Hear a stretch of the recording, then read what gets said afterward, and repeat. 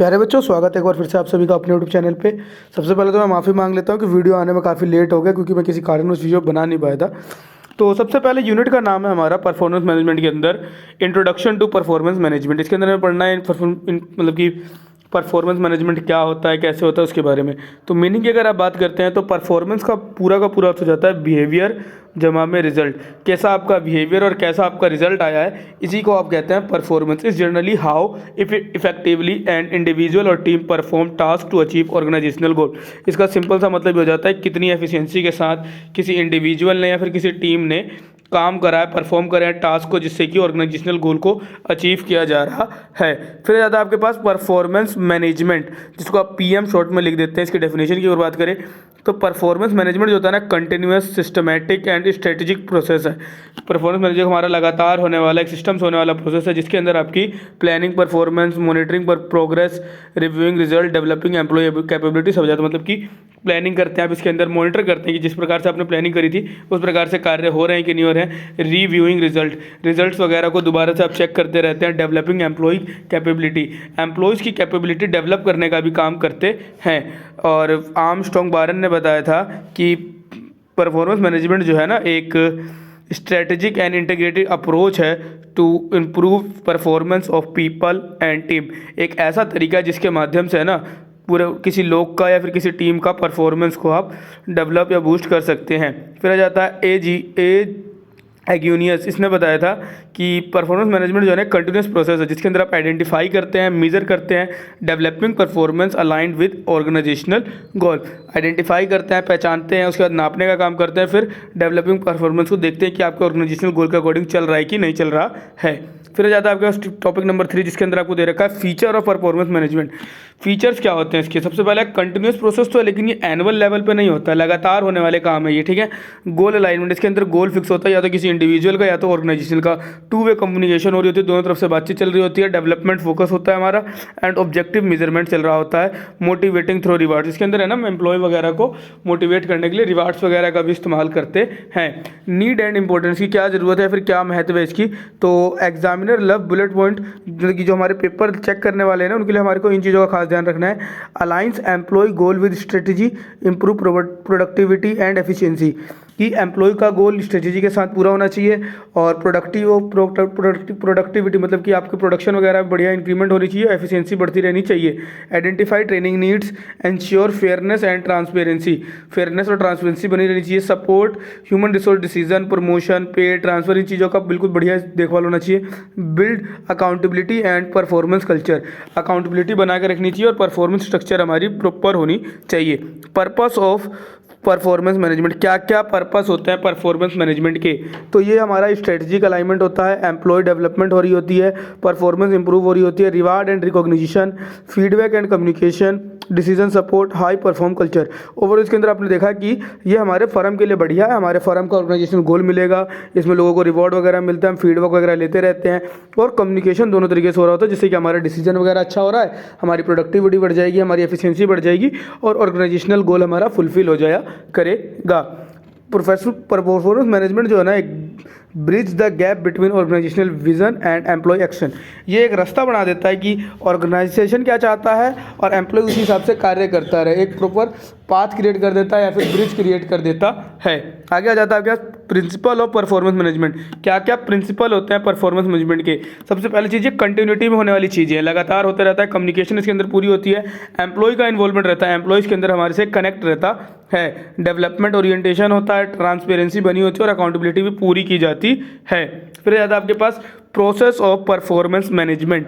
क्या प्रोसेस होता है परफॉर्मेंस मैनेजमेंट का? तो इसके अंदर परफॉर्मेंस प्लानिंग आती है, फिर परफॉर्मेंस मॉनिटरिंग आती है, डेवलपमेंट एंड सपोर्ट आता है, परफॉर्मेंस रिव्यू आ जाता है, फीडबैक रिकॉग्निशन आ जाता है, फिर गोल रिन्यूअल आ जाता है। मतलब कि सबसे पहले आप प्लानिंग करेंगे, ठीक है। प्लानिंग के बाद जब काम हो रहा होगा तो उसको मॉनिटरिंग भी आप ही करेंगे। फिर क्या क्या चीज़ों के अंदर डेवलपमेंट की ज़रूरत है या फिर किसी को अगर सपोर्ट की ज़रूरत है तो सपोर्ट और डेवलपमेंट देखेंगे। फिर परफॉर्मेंस को आप रिव्यू करेंगे, फीडबैक देंगे, रिकॉग्नाइज करेंगे कि क्या सही हो रहा है नहीं हो रहा है, एंड लास्ट में गोल रिन्यू करेंगे। आपका गोल फुलफिल हो जाएगा, फिर आप अपना नया गोल बनाएंगे और उसके अकॉर्डिंग आप कार्य करना शुरू कर देंगे, ठीक है। डिफरेंस आ जाता है आपके पास performance appraisal versus performance management. Performance appraisal क्या होता है या फिर परफॉर्मेंस मैनेजमेंट क्या होता है, इसके अंदर डिफरेंस आ जाता है, जो कि आपके लिए काफ़ी ज़्यादा इंपॉर्टेंट होने वाला है, वेरी इंपॉर्टेंट चीज़ है ये। तो अप्रेजल जो होता है ना पीरियोडिक होता है, लेकिन मैनेजमेंट कंटिन्यूस होता है। अप्रेजल पास्ट के कार्य के अकॉर्डिंग हो रहा होता है, लेकिन मैनेजमेंट हम प्रेजेंट और फ्यूचर को देख के कर रहे होते हैं। अप्रेजल टॉप और डाउन वाली चीज़ होती है, लेकिन मैनेजमेंट के अंदर हम सारे पार्टिसिपेट करके काम कर रहे होते हैं। और अप्रेजल के अंदर है ना नैरो स्कोप होता है, लेकिन मैनेजमेंट के अंदर हम ब्रॉड स्कोप लेके चल रहे होते हैं। और आउटकमिंग की अगर हम बात करते हैं तो अप्रेजल के अंदर रेटिंग मिलती हैं और मैनेजमेंट के अंदर इंप्रूवमेंट देखी जाती है। तो लास्ट में आप ये कह सकते हैं कि performance appraisal is a part of performance management, not a substitute. इसका सब्सटीट्यूट मतलब इसका दूसरा भाई उसके जैसा नहीं है, उसी का एक पार्ट है, उसी के अंदर आता है, परफॉर्मेंस मैनेजमेंट के अंदर आता है आपका परफॉर्मेंस अप्रेजल। ठीक है, फिर आ जाता है आपके पास टॉपिक परफॉर्मेंस मैनेजमेंट सिस्टम, जिसको आप PMS बोलते हैं। तो परफॉर्मेंस मैनेजमेंट सिस्टम जो होता है एक स्ट्रक्चर्ड फ्रेमवर्क होता है to plan, measure, improve and reward performance, जिसके माध्यम से आप प्लान करते हैं, मेजर करते हैं, इंप्रूव करते हैं, रिवार्ड एंड परफॉर्मेंस भी देखते हैं। क्या क्या ऑब्जेक्टिव है प्रिंसिपल वो क्या कहते हैं, क्या क्या ऑब्जेक्टिव आपके परफॉर्मेंस मैनेजमेंट सिस्टम के। तो इसके अंदर आपका इंप्रूव होता है ऑर्गेनाइजेशनल परफॉर्मेंस, रोल क्लियर हो जाते हैं, हाई परफॉर्मेंस कल्चर होता है, एम्प्लॉय डेवलपमेंट हो रही होती है, फेयर रिवॉर्ड मिल रहे होते हैं, better manager employ relation, manager और एम्प्लॉय के बीच में काफ़ी हद तक बढ़िया रिलेशन बन रहे होते हैं। ठीक है, आगे देखते हैं performance planning and competency mapping. Performance planning and competency mapping दूसरा यूनिट है आपका। इसके अंदर आपको सबसे पहले करना है परफॉर्मेंस प्लानिंग होता क्या है। तो it is the stage of performance management where manager and employ jointly decide. एक ऐसा स्टेज होता है परफॉर्मेंस प्लानिंग जहाँ पर आपके मैनेजर और एम्प्लॉय मिलते हैं और मिलकर डिसाइड करते हैं। क्या डिसाइड करते हैं? What to achieve, how to achieve, how performance will be measured. हमें क्या अचीव करना है, हमें कैसे अचीव करना है और किस प्रकार से हम एक दूसरे की परफॉर्मेंस को मेजर करेंगे।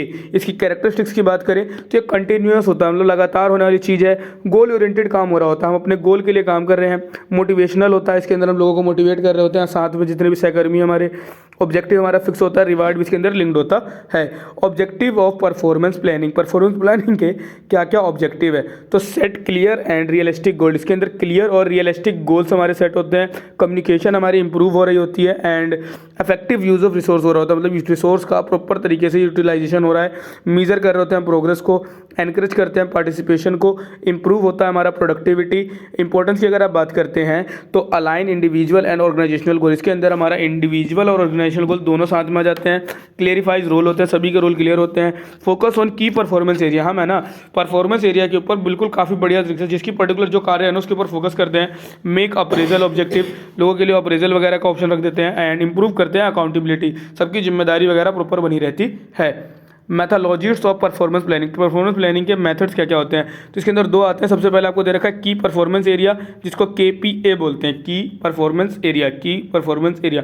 इसके अंदर है ना priority area of work critical for success, इसके अंदर प्रायोरिटी एरिया हमारा कार्य का होता है जो कि क्रिटिकल होता है सक्सेस के लिए। स्टेप्स की अगर आप बात करते हैं इसके अंदर तो आइडेंटिफाई करते हैं टास्क क्या है, फिर सेलेक्ट करते हैं किसकी क्या प्रायोरिटी होनी चाहिए, गोल सेट कर देते हैं, प्रोवाइड करते हैं रिसोर्स और फिर उसके कार्यों को मॉनिटर करने लग जाते हैं। दूसरा आता है की रिजल्ट एरिया, इसके अंदर आप अपने रिजल्ट के अनुसार काम करते हैं।